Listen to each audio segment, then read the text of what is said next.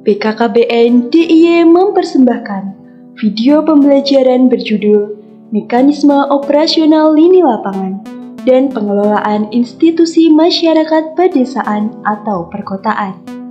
Halo Bapak Ibu, setelah sebelumnya membahas mengenai mekanisme operasional lini lapangan, selanjutnya pada video pembelajaran kali ini kita akan membahas mengenai pengelolaan IMP. Untuk lebih jelasnya, mari kita simak video pembelajaran kali ini. Pertama, kita akan membahas mengenai konsep dasar institusi masyarakat pedesaan atau perkotaan.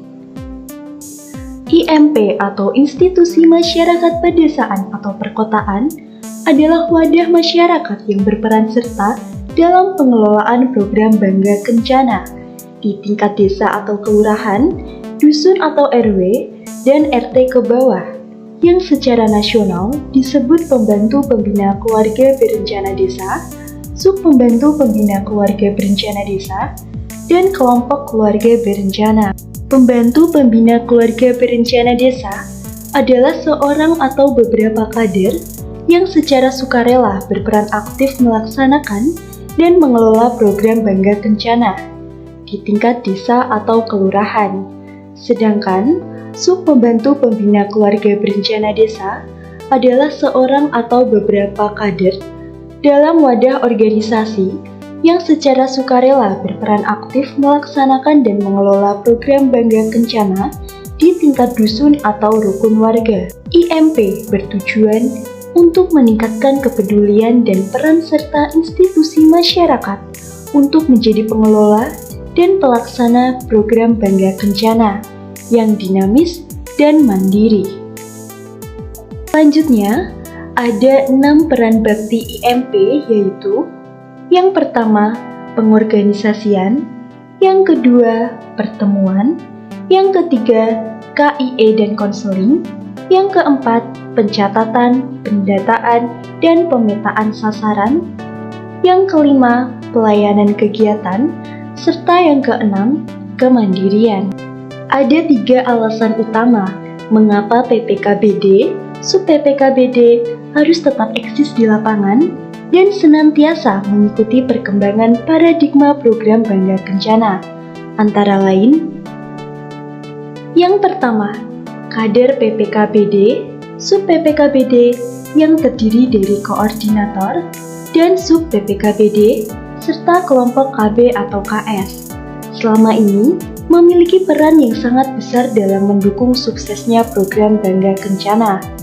Yang kedua, kader PPKBD, Sub-PPKBD adalah pekerja sosial yang tangguh karena PPKBD, Sub-PPKBD bekerja dengan tekun dan penuh keikhlasan walaupun tidak digaji. Dan yang ketiga, kader PPKBD, Sub-PPKBD telah memiliki format peran terhadap program KB yang begitu jelas dan benar-benar dirasakan oleh setiap kader IMP. Selanjutnya, kita akan membahas mengenai mekanisme pengelolaan institusi masyarakat pedesaan atau perkotaan. Prosedur tahapan kegiatan yang harus dilakukan oleh PKB dalam mekanisme pembinaan IMP yaitu: yang pertama, perencanaan langkah-langkah yang dilakukan dalam perencanaan meliputi A. Identitas IMP. Penyuluh KB dapat melakukan identifikasi dan inventarisasi institusi setiap saat pada waktu kunjungan pembinaan kepada institusi yang bersangkutan sesuai dengan pedoman atau juknis yang ada. B. Klasifikasi. Klasifikasi PPKBD, Sub-PPKBD terdiri dari 3, yaitu klasifikasi dasar, klasifikasi berkembang, dan klasifikasi mandiri, yaitu tahap pelaksanaan yang mencakup upaya pengembangan kuantitas dan kualitas, yang akan kita bahas satu persatu. Pertama, upaya pengembangan kuantitas. Adapun langkah-langkah yang dibutuhkan yaitu yang pertama, membentuk PPKBD pada tiap desa atau kelurahan. Yang kedua, membentuk sub PPKBD pada tiap RW atau dusun. Yang ketiga, menumbuhkan kelompok KB pada tiap RT. Dan yang keempat, penyuluh KB harus bekerja sama dengan PPKBD untuk menganalisis potensi kader dan sasaran hasil pendataan keluarga. Yang kedua, upaya pengembangan kualitas IMP penyuluh KB dapat melakukan langkah-langkah pengembangan dari klasifikasi dasar ke berkembang ataupun dari klasifikasi berkembang ke mandiri. Tahap ketiga yaitu tahap pembinaan. Dalam melaksanaan pembinaan perlu memperhatikan kondisi klasifikasi institusi. Kegiatan pembinaan menghasilkan informasi tentang kualitas institusi, termasuk ke dalam tahap dasar, berkembang, atau mandiri. Adapun jenis pembinaan dibedakan menjadi dua, antara lain, yang pertama, langsung, berupa kunjungan kepada masyarakat IMP melalui pertemuan atau melalui berbagai kegiatan momentum. Yang kedua, tidak langsung, berupa studi banding ke daerah yang lebih maju dan berpengalaman, lomba, feedback balik dari OPDKB, maupun leaflet, booklet, dan media lainnya yang memuat upaya pembinaan untuk mengembangkan IMP. Selanjutnya, kita akan membahas mengenai pengembangan institusi masyarakat pedesaan atau perkotaan. Pengembangan IMP bertujuan untuk meningkatkan kepedulian dan peran serta institusi masyarakat agar menjadi pengelola dan pelaksana program Bangga Kencana yang dinamis dan mandiri.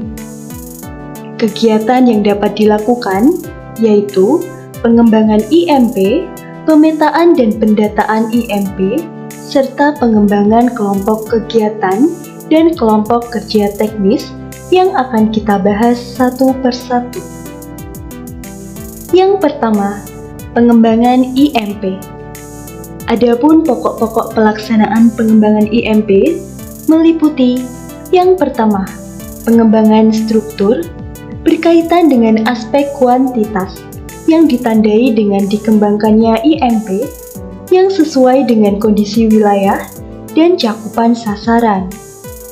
Yang kedua, pengembangan peran yang berkaitan dengan aspek kualitas yang ditandai dengan pengembangan 6 peran bakti IMP yang dilakukan dalam pelaksanaan program Bangga Kencana. Peran-peran tersebut meliputi pengorganisasian, pertemuan, advokasi, KIE, dan konseling, serta pencatatan pendataan dan pemetaan sasaran, pelayanan kegiatan atau pembinaan PA, PB, serta kemandirian. Yang kedua, pemetaan dan pendataan IMP. Yang pertama, pemetaan IMP untuk memudahkan pemantauan perkembangan kuantitas dan kualitas IMP, perlu dilakukan pemetaan kondisi IMP dengan jenjang seperti dusun atau RW, desa atau kelurahan, kecamatan, dan kabupaten atau kota. Yang kedua, pendataan IMP. Pendataan institusi ini dilaksanakan dengan menggunakan kartu data potensi IMP dan POKTAN. Diharapkan nantinya diperoleh data mengenai kuantitas dan struktur IMP, kualitas menurut 6 peran bakti IMP, sehingga diperoleh klasifikasi dasar, berkembang, dan mandiri. Yang ketiga, pengembangan POKTAN dan POKJANIS. IMP bersama-sama dengan PKB ikut serta mengembangkan yang pertama, kelompok kegiatan. Kelompok kegiatan adalah kelompok masyarakat yang mengelola dan melaksanakan kegiatan bina-bina keluarga berupa BKB, BKR, BKL, dan UPPKS, serta kegiatan-kegiatan lainnya yang berada di tingkat desa ke bawah. Yang kedua, kelompok kerja teknis. Adapun kelompok kerja teknis yang perlu dikembangkan oleh PKB adalah kelompok kerja teknis KB Kesehatan, kelompok kerja pendidikan, dan kelompok kerja ekonomi produktif yang berada di tingkat desa atau kelurahan. Kegiatan monitoring dan evaluasi dilakukan dengan cara antara lain, yang pertama, pemantauan terhadap IMP, yang kedua, pemantauan database online IMP, yang ketiga, pemantauan database POPTAN, yang keempat, monitoring pengendalian lapangan, yang kelima, pengamatan langsung di lapangan, dan yang keenam, pembinaan secara berjenjang dan berkesinambungan. Bagaimana Bapak Ibu? Apakah sudah memahami mengenai pengelolaan institusi masyarakat pedesaan atau perkotaan? Sekian dulu video pembelajaran kali ini.